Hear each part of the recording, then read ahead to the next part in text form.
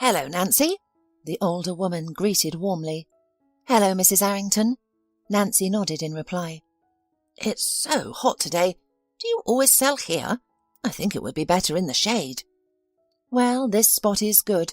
It's near the bus stop, so more people come by," Nancy responded with a smile. "Well, give me a litre jar, then."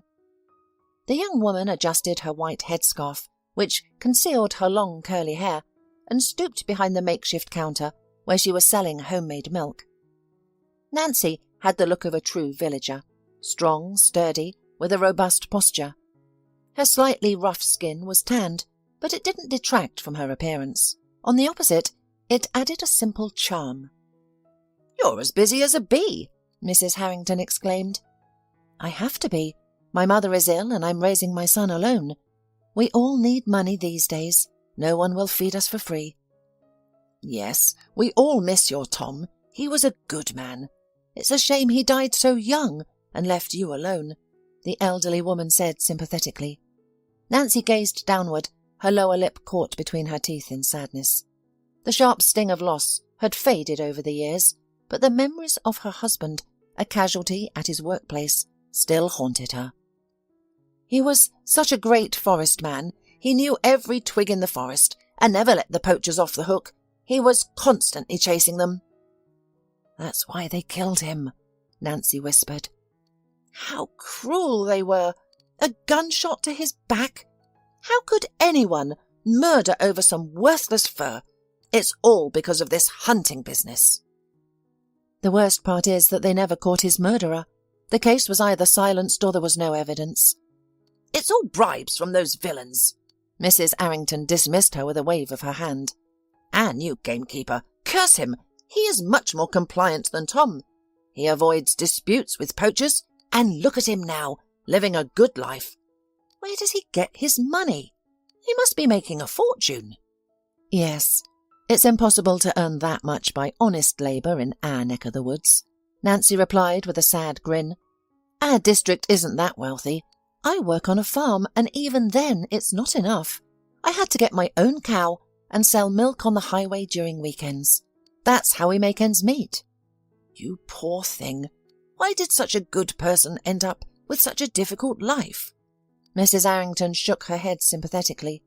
"Well, I must get going. I have things to do at home, and I should put the milk in the fridge before it sours in the heat." "Goodbye," Nancy waved. She waited until Mrs. Arrington was out of sight before sinking heavily into her chair. The only customer in an hour was an acquaintance. Business was slow today, and the intense heat wasn't helping. "Phew, it's so hot. I can hardly breathe," Nancy said, touching her kerchief. "And there's nobody around. If something were to happen, there would be no one to help." Suddenly, her vision blurred. Nancy tried to stand, but her legs gave way, and she collapsed by the roadside, unconscious.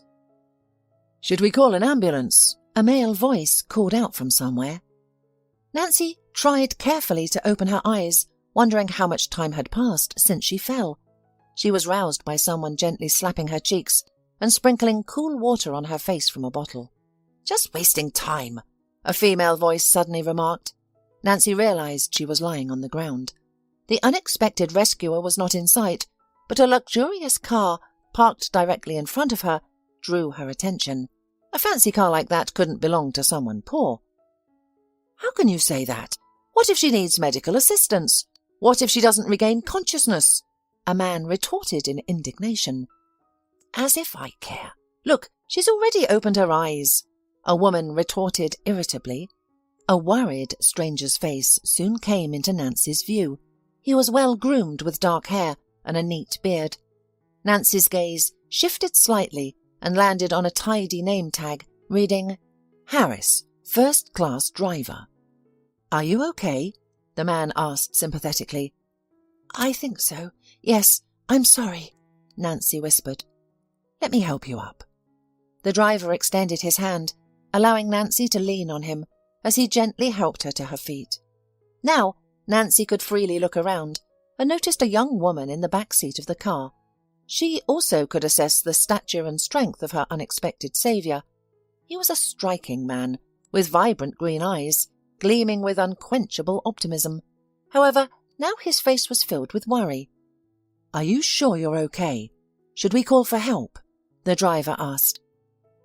"Are we leaving today or not?" The woman in the car immediately interrupted him. "Becky, why are you so rude?"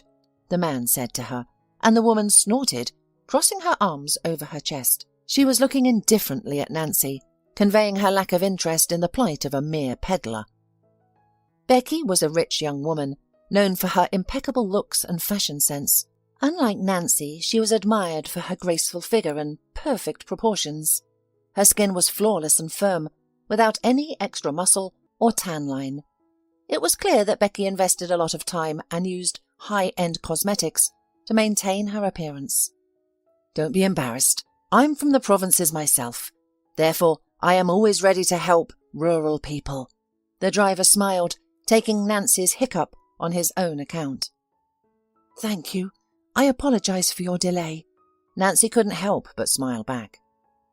"I think you should end your work for today. I would walk you home, but I need to drive my passenger." He motioned towards Becky. "You must have broken some kind of rules to help me, huh? Will you be all right?" "Yes, he will," Becky hissed vindictively. "I'll make sure to tell my father that we're late because he decided to flirt with the milkmaids." Nancy looked at Becky in surprise. As a simple villager, she was not used to such open hostility, especially from a stranger who she had never wronged. "Report to whomever you wish. I couldn't leave a woman in trouble." Harris waved off dismissively. Becky's threats didn't seem to have made an impression on him, but Nancy felt awkward. "Excuse me, and thank you for your help." She frowned. "Now go, just go. I'll get home on my own." "Dad, can you believe it?" Becky shrieked from the threshold as soon as she and Harris arrived at the house. "What happened?" Mr. Mayor asked, raising an eyebrow in surprise. This elegant gentleman epitomized the image of dignity and trustworthiness. Despite his age, he maintained a proud posture and an aura of confidence. The slight wrinkles on his face enhanced his dignified image, reflecting a wealth of life experience. "Instead of taking me home, your driver was flirting with some kind of milkmaids," Becky accused, glaring at her father. "Really?" Mr. Mayor looked even more surprised. "Harris, what happened?" The driver had just entered the house, carrying Becky's bags. "You see, we were driving along the highway, and there was a woman selling milk near a stop. She fainted from the heat. I saw it and I stopped to help her. You know, bring her to her senses." "And is that all?" grinned Becky's father. "Daughter, you need to be considerate. You're surrounded by real people, not robots." "Do we owe her anything? We can't save everyone," the girl hissed in anger. "What's wrong with stopping to help? Human life is no joke. If someone falls ill in front of you, the normal reaction is to offer help." "Why are you talking to me like a child? I'm actually 25 years old, if you haven't noticed," Becky exclaimed angrily. "Well, if you're an adult, then stop acting like a child and behave yourself," Mr. Mayor immediately retorted. He deeply loved his only daughter, who was a living reminder of his wife, who had tragically died from an illness. But at times, Becky was unbearable, throwing tantrums without reason. Whether this was a result of her upbringing or resolved teenage rebellion, Mr. Mayor was uncertain. He didn't know how to rectify this behaviour, but he held on to the hope that with time his daughter would mature and become more reasonable. "As you say," the girl snorted and then left the room, slamming the door defiantly. "Harris, do you think that woman is decent?" asked the man unexpectedly. "I don't know. We didn't have much time to socialise," shrugged the driver, "but she was very embarrassed about delaying us and seemed more concerned about me getting in trouble for violating regulations than her health. Can you find her? Ask her if she would like to work for me as a maid." "Well, I don't think finding her will be a problem. I remember the place where she has been selling her products. But why her?" "You see, a maid works right in the house. She will be in constant contact with us and know pretty much everything that's going on. That's why I don't want to hire anyone from a professional agency. Lately, rumours have started circulating that employees of such offices like to leak information to their employers." "Are you afraid of business rivals?" Harris nodded understandingly. "Yes, because I've run into them many times. I found bugs after electricians and cameras. I have too big business and too much money in production." "And you think a girl from the countryside wouldn't consider engaging in espionage out of the goodness of her heart?" Harris frowned. The suggestion seemed to upset Harris. The driver, a simple man from the suburbs, had started working for Mr. Mayor purely by chance. He enjoyed working for the businessman, who was known for his fairness and good treatment of his employees. Yet, amidst such luxury, Harris still felt improper. "Just hope that a man from the province will be nobler, above these underhanded intrigues, Mr. Mayor."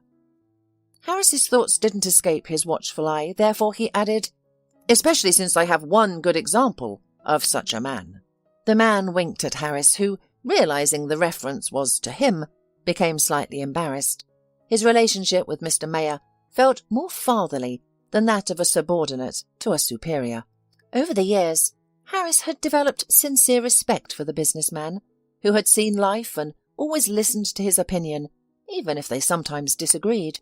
"And furthermore," Mr. Mayor continued, "I need a quick, unpretentious, hard-working woman who doesn't command an excessively high salary." "So you want to save money?" Harris muttered. "I just don't want to overpay for an agency brand name. Don't worry, I won't cut into her salary. She'll certainly earn more than from selling milk at the bus stop." Almost immediately after their conversation, Harris went to search for a future maid. However, she was nowhere to be found. There were no passers-by who knew the saleswoman as well. "I should have escorted her home, then I would have gotten her address," the driver said to himself as he examined the empty bus stop. What upset him most was that he was the one who advised her to go home to avoid another fainting spell. "Should I leave a note?" Harris lingered, scanning his surroundings. But without any clues to her address, he decided to return the following day. A note with his address or personal number could easily fall into the wrong hands, and considering Mr. Mayor's excessive suspiciousness, it was best not to disturb him. Moreover, he had been complaining about his troubled heart lately, so there was no need for additional stress. "Oh, come on," Harris grumbled, finding the bus stop empty again. This was the second time out of luck. He didn't even know the saleswoman's schedule. Would she return? Harris was determined to keep his word to Mr. Mayor, so he resolved to continue his attempts. "Hello! I finally found you here," Harris exclaimed on the third day. Luck was finally on his side, and he jumped joyfully out of the car upon spotting the woman in a white headscarf. "Good afternoon," she responded, smiling shyly. His unexpected appearance made her cautious. However, the handsome driver didn't seem threatening, and the fact that he had visited for days just to see her warmed the lonely woman's heart. "I completely forgot to introduce myself last time. I'm Harris. It's a pleasure to meet you here, in consciousness." "Nancy. Beautiful name," Harris smiled. "Nancy, would you be interested in a job change? My boss is offering a position as a maid at his country estate. It's nearby, and the work is pleasant." "What kind of maid am I?" Nancy responded, gesturing dismissively. "It's nothing difficult. Your main duties would be maintaining cleanliness and order in the house. Occasionally you might need to run errands for Mr. Mayor, my boss." "I'm not sure." "Give it some thought. What's there to lose? It's a job in a big, beautiful house, and certainly beats standing on the curb selling milk." The offer was tempting from the start, but Nancy knew it just wasn't possible. As she understood it, a maid's job required her to be constantly at her employer's home. "I simply can't stay away from my home for a long time," Nancy replied, her gaze faltering. "I need to take care of my mother, and I have a son as well." "Don't even worry about it. Mr. Mayor assumed you wouldn't want to leave your household, so there will be no need for you to live in his house. I will bring you and take you back every day. No transportation problems, and all at the employer's expense. Give it some thought. It's a great job opportunity." "Well, there is some truth in what you say," Nancy muttered. "Why not give it a try?" "Great. Shall we go to the interview? I'll just let Mr. Mayor know." "Harris, I'm sorry, but first I have to take the rest of the milk home," Nancy interrupted the driver. "Wait for me here. I'll be right back." "Oh, don't even worry. I have a car. I'll take you." This time, Harris decided not to miss the opportunity to find out Nancy's address, so as not to lose contact. "Well, I see you're a decent woman, hard-working, dexterous. Quite a match for me," Mr. Mayor said. "Thank you.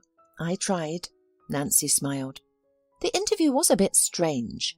The businessman didn't want to waste time on long conversations, so he immediately asked the potential employee to clean one of the rooms. "Well, if it goes on like this, we're in for a very profitable cooperation. You can start your duties tomorrow, and here is a salary, payable at the beginning and middle of the month." Nancy modestly accepted the envelope.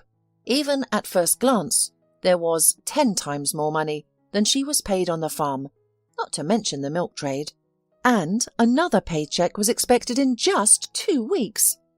"There's too much here. I'm afraid you're overestimating me," Nancy muttered, offering the envelope back. "Nancy, I'm a business person. Profitable investments are my job. Trust me, my company never wastes money." Nancy had already been a maid for several weeks. She was diligent in her duties, and after receiving the rest of her salary, she became even more committed. "Get out of my way!" Becky's displeased voice rang out suddenly. "What?" Nancy, busy dusting the cupboards, did not immediately respond to Mr. Mayor's daughter's command, resulting in a sharp nudge to her side. "Are you deaf?" Becky snapped. "I'm sorry." The woman quickly moved to the opposite end of the room, trying to stay out of sight of the volatile young woman. Becky had disliked the new maid from the first day, constantly attempting to humiliate or tease her. "By the way, make sure you change the linens by tomorrow. If I have to sleep on dirty sheets one more time because of you—" "They're fresh," Nancy said quietly. "Are you still arguing?" Becky advanced menacingly towards the maid, even swinging her hand. "Becky, your father is calling for you," said Harris, entering the room. "What are you doing here?" "None of your business," Becky shouted. "Okay, but your father is still waiting for you." Becky turned abruptly and quickly left the room, causing the door jambs to rattle with another slam. "Hysterical girl," Harris said at her back, and turned to Nancy. "What's your problem?" "Nothing," Nancy replied, barely audible. Harris squinted at the maid, shrinking in the corner. It was apparent that Mr. Mayor's daughter was intentionally attacking the new employee, harbouring hatred at some subconscious level. "Do you want me to tell Mr. Mayor anything?" Harris suggested, referring to Becky's antics. "Don't. He'll be upset. I don't want to cause trouble in the family." The woman shook her head. "But this can't continue." "It's okay." "You're too kind." Harris sighed. "I wish I could scold her, even though she's already a grown woman. But who's going to let me? I'm also a subordinated person." Nancy smiled at his support, and Harris, for the umpteenth time, noted her natural beauty, which was increasingly captivating him. "And what time will you be home today?" he asked. "I'll be a bit late. You heard it yourself. Becky wants new bedding." "Why don't you let me help you then?" "Oh, then that fool will claim that you've spilled oil all over her car," Nancy smiled. "Considering that I've never opened the hood myself, and all the work is done by the mechanics at the service," Harris chuckled. At this moment, unable to pull himself together, Harris moved closer to the maid and suddenly kissed her on the lips. She blushed, feeling like a schoolgirl sneaking a kiss with her lover under the stairs. Nancy stood on her toes and reciprocated the kiss. She felt as comfortable and at ease with Harris as never before.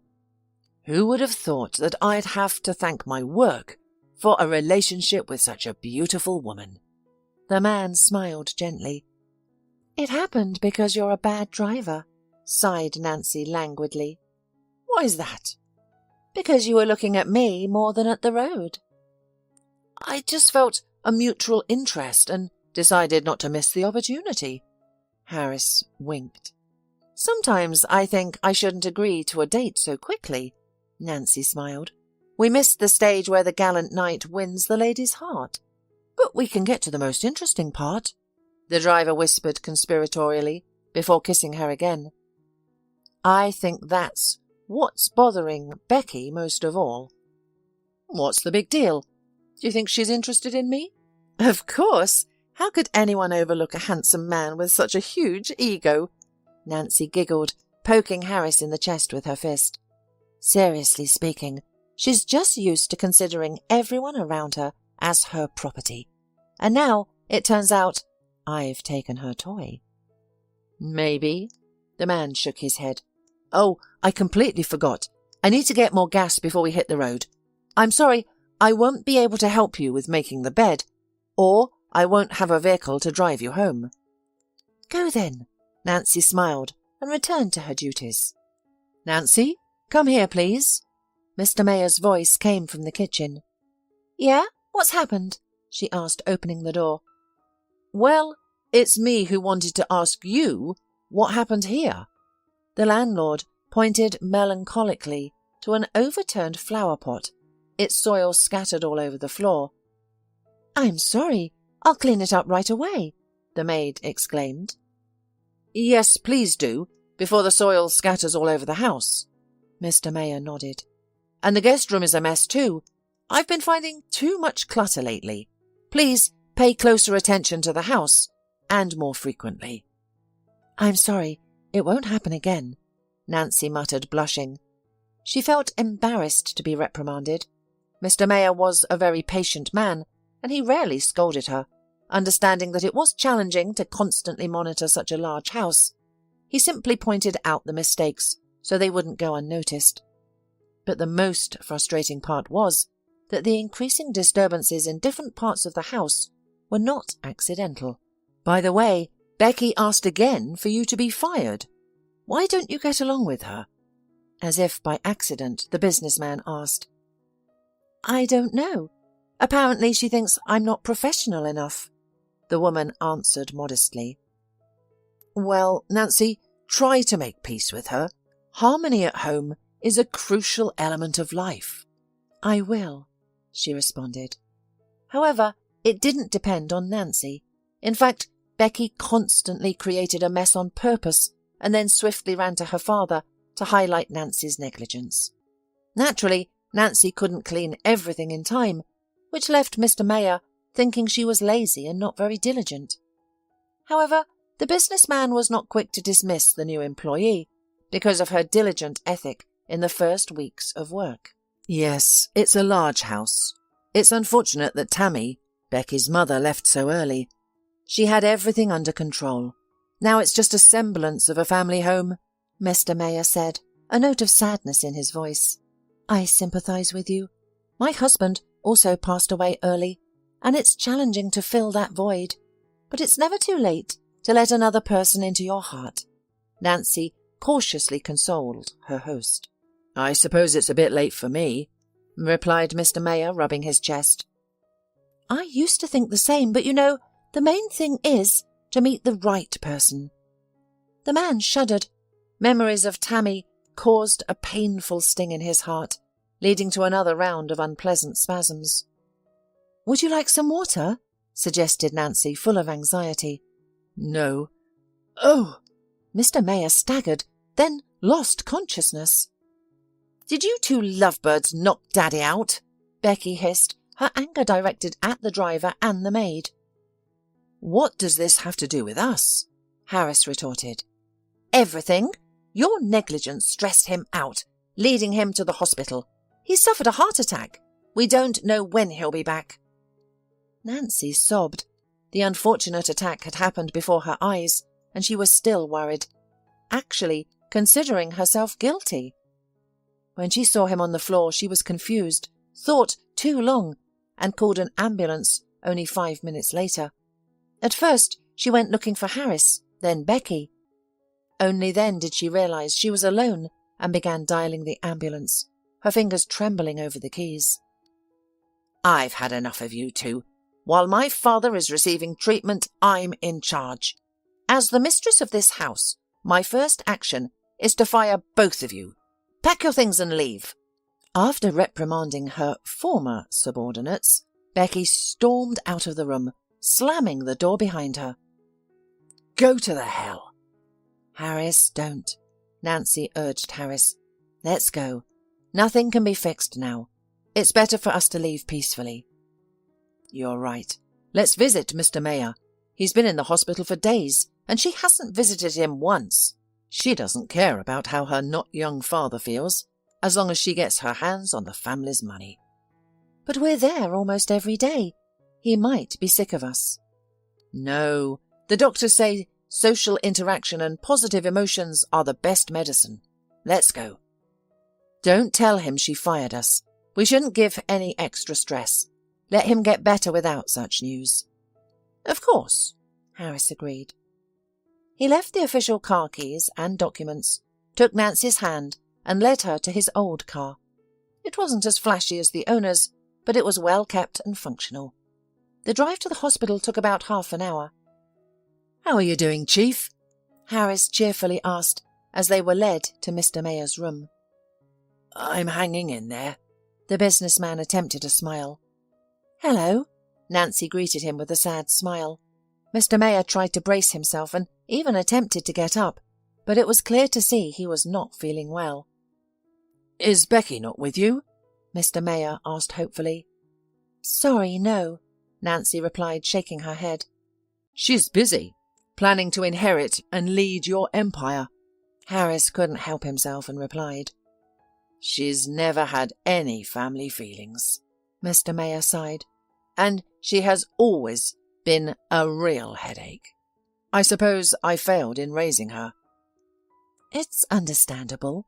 She grew up without a mother. It might have affected her," Nancy proposed, shrugging her shoulders. "I tried my best to fill in for Tammy, but," whispered the sick man with difficulty. "Enough of this. Let's cheer up," Harris interjected, clapping his hands together. "By the way, is everything okay with you two? Becky isn't causing any trouble, is she?" Mr. Mayer asked. Harris and Nancy glanced at each other and then shook their heads almost in unison. "No, not at all. Everything's fine," the woman replied quickly. "Well, at least that's good news," the businessman said, smiling with relief. "What are the doctors saying?" Harris quickly shifted the conversation in a different direction. "Oh, nothing good. I've been lying here for days with no relief," Mr. Mayer grumbled. "They say I need surgery, but honestly, I'm scared." "Why?" The driver raised an eyebrow. "You've never been afraid, have you?" "Well, Becky consulted some specialists and then called me. She said I might not need this procedure because of my age and weakened body. She's convinced me to look for alternative treatments."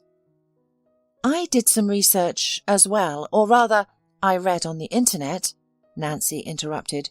"For your illness, there are no alternative treatments, just surgery." "But why did Becky suggest waiting?" The businessman frowned. "I'm not sure, but I also haven't heard about a high mortality rate. In fact, they say it's a relatively simple operation. It's often performed successfully, with only a small percentage of lethal outcomes, even for patients your age." "I think you should follow the doctor's recommendations." Harris joined his girlfriend.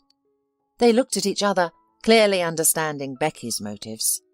It was clear she intended to claim the family fortune and was dissuading her father from effective treatment with the hope of his demise. "It's still a little scary," Mr. Mayer admitted, shaking his head. "I understand what you're going through. Anyone would be afraid in this situation, but you're strong. You'll get through this," Nancy encouraged him with a smile. "I agree. You've always been brave. Look at the empire you've built. Confront your illness head-on, or it will consume you," Harris advised. Perhaps you're right. Maybe it's worth a try, the businessman said weakly. Later that day, Mr. Mayor had a comprehensive discussion with the doctor, learning all the details and finally agreeing to proceed with the preparations. Do not worry. Our clinic is top-notch. We have first-class specialists and the best equipment in the country. We will ensure the highest quality care. You won't notice any difference, the doctor assured him after getting his signature on the documents. I hope so. I don't care about any money, as long as the treatment helps. That's the spirit. They say you can't buy health, but you can certainly invest in it. The surgery was scheduled for the following week. Despite his attempts to stay calm, Mr. Mayor could not help but feel nervous as the date approached. However, the excitement was in vain. The surgeons did a fantastic job, successfully resolving the issue that had been limiting the businessman's heart function. Thank you, my dears, for convincing me to do it. It really worked. Mr. Mayor smiled cheerfully at Nancy and Harris. But why do you both look so grim? You see, here's the thing, Nancy began hesitantly. I'm sorry if this sounds harsh, Mr. Mayor, but your daughter has interfered in your business. She even convinced the board of directors that you were incurable. Harris didn't hold back. What? The businessman asked, taken aback. I'm sorry, but it's true, admitted the former maid. You should have seen how angry she was when she found out the operation was successful. It can't be, Mr. Mayor gasped. Sadly, it's true. We didn't want to tell you, but you were going to find out today anyway. It's better you hear it from us. Harris shook his head. She's cunning. She did everything she could to get what she wanted. She has transferred ownership of the house to herself and moved all the accounts and details. She became the sole owner of all the property. How can that be? We're family, Mr. Mayor whispered, his lips barely moving. The chamber door suddenly swung open, revealing a furious Becky. Her eyes sparkled with anger and her superiority, like lightning in a storm. Ah, great, everyone's here. Congratulations on the successful surgery, but it doesn't change anything. I'm the boss now, she hissed. Daughter, shut up, old man. Why couldn't you just lie there and let me live peacefully? You're always dissatisfied with me, always meddling in my business. But now you can live wherever you want because I'm the boss. Are you trying to throw me out of my own house? Mr. Mayor exclaimed. It's mine now, and you can go wherever you want. With that, Becky turned on her heels and stormed out of the room. A tense silence fell over the room. No one knew how to respond to what had just happened. What am I going to do now? Mr. Mayor sighed, his voice filled with sorrow. The last money from my personal account went towards the operation. I can't even afford a hotel until I'm well enough to undo what Becky's done. No hotels, Nancy said without hesitation. Now pack up. Take what you have and let's go to my place. My house is big enough. My mother and son live with me, but they won't mind. It feels awkward. Why do you need me there? Mr. Mayor started to refuse. No objections at all. Harris will drive us. Don't even think about resisting. I'm sorry, but I'm stronger than you right now. Nancy's eyebrows knitted together menacingly. You've got a very spirited girlfriend, Mr. Mayor chuckled, looking at Harris. So, you knew we were dating? But how? The driver asked, bewildered. I was having heart problems, not eyesight problems. You two are so affectionate, always together. I knew exactly that such wonderful people had to be together. I knew it the moment I saw our lovely Nancy. That's great, she responded with a joyful smile. Packing took quite a bit of time. Mr. Mayor's belongings easily fit into a single suitcase, as he only brought necessities to the hospital. Come in. Be careful, there's a step here, Nancy cautioned, leading the former chief to the porch. My dear, I'm not made of glass. Don't worry, everything is fine. It's just a little bit more, and you'll put me in the wheelchair." Mr. Mayor smiled warmly. "I keep thinking you're struggling after the surgery," Nancy admitted, embarrassed. "He's just lost a little weight. His rehabilitation period is now over. He will get a fresh air here, and soon he'll be back in shape in no time. Our Mr. Mayor is not one to give up," Harris said energetically. "Is your mother okay with my visit?" the businessman clarified. "She's delighted. It provides her some entertainment. It gets lonely when I'm at work. Plus, she will certainly enjoy the company of such a gallant and imposing man." Nancy giggled. "Well, that's one way to put it," said Mr. Mayor, embarrassed. "Let's go say hello then." The young woman moved towards her mother's room and carefully opened the door. "Are you awake?" she asked. "Of course, come in," the mother answered from behind the door. Suddenly a ringing voice made Mr. Mayor flinch. Oddly enough, the intonation seemed strikingly familiar, as if... Nancy opened the door, revealing her mother sitting in an armchair by the window. "How do you do? Pardon for me sitting. It's hard for me to stand. My name is—" "Eleanor," the businessman interjected. He froze on the threshold, examining the familiar figure with disbelief. The woman's blonde hair, blue eyes, that hadn't dimmed with age. Nancy's mother had managed to maintain her elegance and beauty, emanating a unique aura of wisdom. "Sam?" the woman said in surprise. "But how did you find me?" "You have no idea. It's a long story," the businessman exhaled, timidly stepping closer. "Do you two know each other?" Nancy asked, puzzled. "Yes, daughter," Eleanor smiled. "This is the same groom from my youth that I told you about. What's more, he is your own father." "What?" All present interrogated in one voice. "Wait, but how? Is it really true?" Mr. Mayor muttered. He sat opposite Eleanor, gently held her fingers and kissed them. "Where did you disappear to, my love?" "You see, everything happened too quickly back then. My father, do you remember him? He was always against our relationship. The day I finally mustered the courage to elope with you, he somehow found out. He whisked me away to another city and practically imprisoned me there. It was only later, when it was too late, that I discovered I was pregnant with Nancy.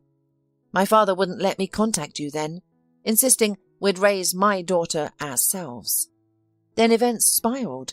Pregnancy, Mum's death, adult life. Everything changed so drastically, and I couldn't find you anymore." "My poor girl, how did you cope?" Mr. Mayor sighed sorrowfully. "Well, it wasn't easy, but Nancy always gave me the strength not to give up." Eleanor smiled. "Everything will be fine now. We're finally together," said the man confidently. "What a twist!" Harris whistled. "Wait, I didn't understand anything. Are you serious about Mr. Mayor being my father?" Nancy asked, standing frozen, as if afraid to forget the sudden news she had heard. She didn't dare look directly at the man she thought she knew well, yet in reality knew not at all. "Yes, it's true, and the fact that you have met is a true miracle," her mother confirmed. "We're all together, at last." Nancy sobbed happily, rushing to embrace her parents. A strange warmth filled Mr. Mayor's chest, bringing a sense of tranquility. "Do I have to ask you for your wedding blessing, Chief?" Harris teased, lightening the mood and drawing laughter from everyone present. Several weeks passed since their reunion. The family began settling into village life, managing their own household. Nancy returned to her old job, while Harris found work as a driver on the same farm. "Well, will you manage here without us?" Nancy asked. "What will happen to us?" Mr. Mayor responded with a grin. Well, you're not used to it, I suppose, in the village. Not a city or a rich mansion, after all, Nancy shrugged. Not a mansion. It's even better. Here, you know, the air is different. Mr. Mayor replied, inhaling a full breath. He had fully recovered from the operation, regaining his old self, and now he didn't look like an old man at all, flaunting a trim figure and noble grey hair. This place is good for both body and soul. Nothing superfluous.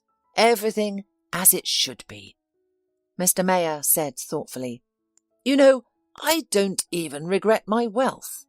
I created my business for your mother, to find her, but I couldn't. Who knew that a mere accident would bring us together? Accidents are not accidents, dear, said Eleanor, coming up behind him. Her health, too, had improved lately. She was getting up more often, moving around the house more confidently.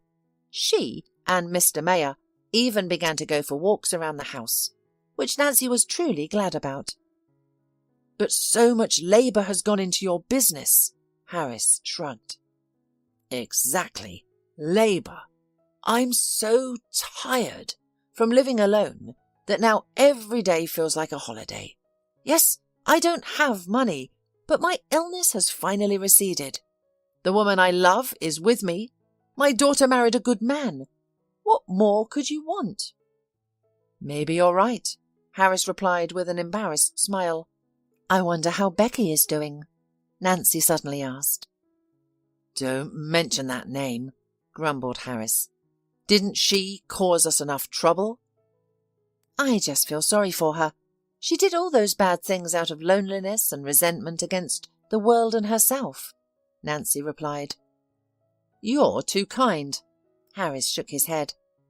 Everyone should have a second chance, Nancy insisted. Suddenly there was an unexpected knock at the door.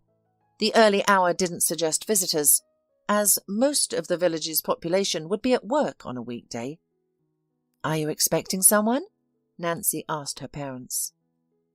No, maybe it's the neighbours, but we agreed to meet in the evening. Everyone has their own business in the morning, Mum replied doubtfully. Nancy went to the front door and saw... Wow! What a surprise, she exclaimed. There's been a lot of coincidences lately. Don't tell me there's... But Harris didn't have time to finish. Nancy opened the door and everyone saw Becky modestly shuffling from foot to foot. Hello, she said quietly, too scared to look up. Why did you come here? Asked Harris. Well, Harris, why are you so rude? Nancy intervened, cutting her husband off. Maybe something's happened. What does it matter to us? Please stop it, Nancy retorted. Mr. Mayor stared at the back of the room, uncertain of how to act. He had long forgiven his daughter for her past mistakes and desired to reconnect with her, but he was unsure how to tell Becky about Eleanor. He feared that his newfound relationship would be seen as a betrayal of Becky's mother's memory. However, he also didn't want to keep his first love in the secret from Becky. What's wrong, daughter? He finally asked, daring to step out of the shadows. Dad, I'm such a fool! Becky suddenly sobbed. Forgive me! Unable to bear the stances directed at her, the young woman broke down in tears. Large tears rolled down her cheeks, smearing her expensive mascara. I thought I could do it. And She attempted to explain, but her sobs choked her words. She covered her face with her hands, trying to hide her emerging weakness. It's all right. Everything will be okay, Nancy said softly as she approached her. She gently hugged Becky, pulling her close. Mr. Mayor joined them immediately, aiming to comfort the troubled girl. Why are we in the hallway? Let's move to the living room. Come on in, Eleanor said, smiling warmly at the guest. Forgive me for intruding like this, Becky sobbed, beginning to calm down. What happened? Nancy asked. Nothing that my father didn't warn me about, Becky shrugged. Running a huge company isn't as easy as I thought. I almost foolishly ruined the business, pushing it to the brink of bankruptcy. What about the board of directors? Weren't they supposed to help you? Mr. Mayor asked, raising an eyebrow. I argued with them all at first, and then everyone wanted a piece of it, and they started to break up the whole company. So, you came to surrender? Harris asked. Nancy elbowed him immediately, but he had already realised his blunder. Dad, forgive me. I was such a fool, just impossible. Becky sobbed again. Of course I forgive you, daughter. I forgave you long ago. I understand everything. I was once young and impertinent myself. Thank you. But there's one condition. The businessman looked at his daughter seriously. What? Becky looked at her father in surprise, clearly surprised by his words. First of all, we need to settle all the problems to the end. I know that you and Nancy had a conflict, and I would like you to accept her. Of course. I've wanted to do it for a long time. I haven't finished yet. I would like you to accept her as your half-sister. What do you mean? Becky interjected, not understanding. Look, it's a long story. I hope you're old enough to understand it properly. Even before I met your mum, I met Eleanor. She gave birth to Nancy, who is my daughter too. So it turns out you have a half-sister that we didn't know about all these years. Becky looked at the woman she had despised not so long ago, and shyly lowered her eyes. She now deeply regretted her rash actions. Please, forgive me for all those harsh words, she whispered. I know I've caused you much pain. I promise it won't happen again. Don't worry, I understand, smiled Nancy. Still, it might do you good to work among ordinary people, to experience the demands of rural labour, Harris noted. That's not a bad idea, Mr. Mayor agreed. Let's make it a condition. 6 months of work on a local farm. That'll serve as both your probation period and a lesson. I'll do anything, Becky agreed, bowing her head. I'll try my hardest. Hey, Dad. Working hard, I see, Nancy said as she walked into the office. Huh? What? What time is it? Mr. Mayor asked, setting aside his papers. Ever since he had to step back into the company, he had been spending more time in the office, sorting out the chaos created by Becky. You've forgotten all about us, Nancy replied with feigned resentment. It's evening already. Even the staff have long since gone. Oh well, I'm coming now. The businessman began to pack fussily, occasionally looking for some papers. All right. I knew you were doing something important. Here, at least eat, or you'll get skinny again, her daughter sympathetically offered, placing a container of homemade food on the table. Thank you. After setting out the dinner, Nancy sat down next to her father. She really wanted to assist him, but she didn't understand the difficult economic intricacies of his company. And the only one who had some understanding in these matters, Becky, was still testing her skills on the farm. Now, Becky, it's been 3 months. She hasn't given up yet. Mr. Mayor seemed to have read her thoughts. She's hanging in there. She's doing really well. No one expected her to make it. You know, not bad at all for a city dweller, of course. You're both good. You're both strong, the businessman said proudly. By the way, the repairs at my mum's house are almost finished. Thank you for paying for everything. It's so beautiful there, just like a fairy tale. Come on, you're my family. What kind of bills can there be? Nothing's too expensive for you. And one more thing? Nancy smiled mysteriously, then lowered her eyes and stroked her stomach. Only now the businessman noticed the change in his daughter's figure, the noticeable roundness of her belly. After the wedding with Harris, things just happened. We didn't really plan it, but now we're very happy. You, my darlings. I'm so happy. Mr. Mayor jumped up from the table and hugged his daughter. The realization that their family was about to change made his heart flutter with joy, anticipating happy troubles.